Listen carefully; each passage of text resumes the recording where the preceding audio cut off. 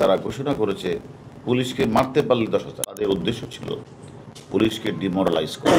পুলিশকে হত্যা করেছে, সাধারণ মানুষকে হত্যা করেছে। পুলিশ সবসময় দুর্দিনে দুঃসময় সম্মুখযুদ্ধ হিসাবে সামনে এগিয়ে আসে। আপনারা দেখেছেন কিভাবে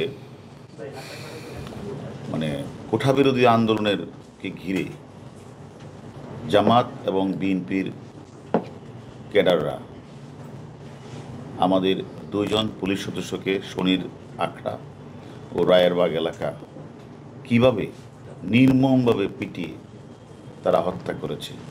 পুলিশ সবসময় দুর্দিনে দুঃসময় সম্মুখযুদ্ধ হিসাবে সামনে এগিয়ে আসে। অর্থাৎ আপনারা লক্ষ্য করেছেন যে স্বাধীনতা বিরোধী অপশক্তি প্রথম টার্গেট ছিল পুলিশ।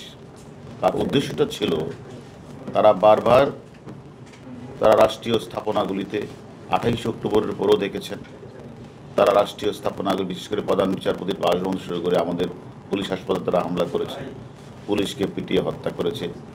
তারপরে আবার এবারও দেখছেন কোমলমতি ছাত্রদের কোঠা বিরোধী আন্দোলন ঘিরে এই সকল অপশক্তি জামাত বিরোধী বিএনপি চক্র তারা ওই শনির আখড়া রায়েরবাগ এলাকা গিয়ে তারা আমাদের পুলিশ সদস্যদের যেখানেই পেয়েছে সেখানেই পিটিয়েছে এবং তারা ঘোষণা করেছে পুলিশকে মারতে পারলে 10,000। অর্থাৎ তাকে যদি বাড়ি দিতে পারে আর মারলে তাদের কী ছিল সেটা আমরা এখনও পাইনি তথ্যটা।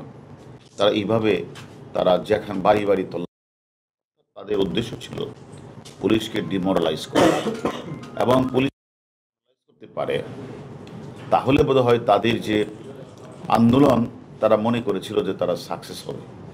পুলিশকে হত্যা করেছে, সাধারণ মানুষকে হত্যা করেছে এবং আপনারা জানেন গাজীপুরের মেয়র জাহাঙ্গীরের যে বডিগার্ড তাকে ঝুলিয়েও তারা হত্যা করেছে এবং আমাদের রাষ্ট্রীয় যে গুরুত্বপূর্ণ স্থাপনা আপনারা জানেন স্বপ্নের মেট্রো রেলে তারা আগুন লাগিয়েছে এবং সেতু ভবন, ডাটা সেন্টার, বিটিভি ভবনে তারা আগুন লাগিয়েছে।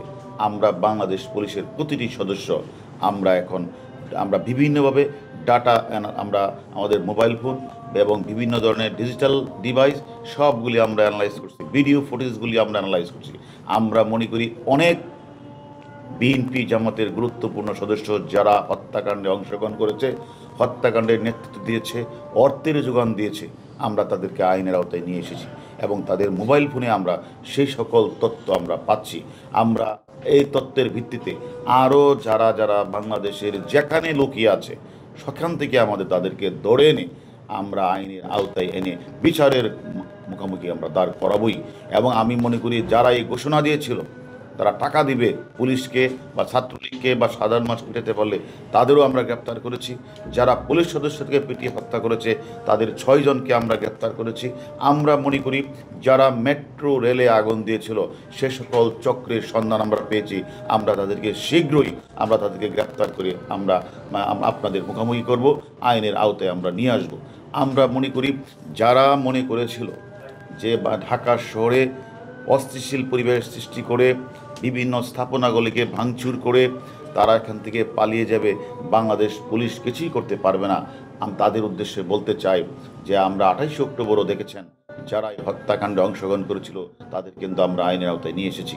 এবং এবারও যারা রাষ্ট্রীয় স্থাপনা থেকে শুরু করে সরকারি বেসরকারি আগুন দিয়েছে, জ্বালাও পোড়া করেছে এবং সরকারি অনেক সদস্যকে তারা আহত করেছে এবং বিভিন্ন জায়গাগুলিতে তারা আগুন লাগিয়েছে, প্রত্যেককে কিন্তু আমরা আইনের আওতায় নিয়ে এসেছি।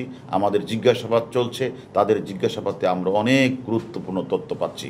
আমরা মনে করি এই তথ্যের আলোকে আমরা অন্যান্যদেরকেও আইনের আওতায় নিয়ে আসতে পারব।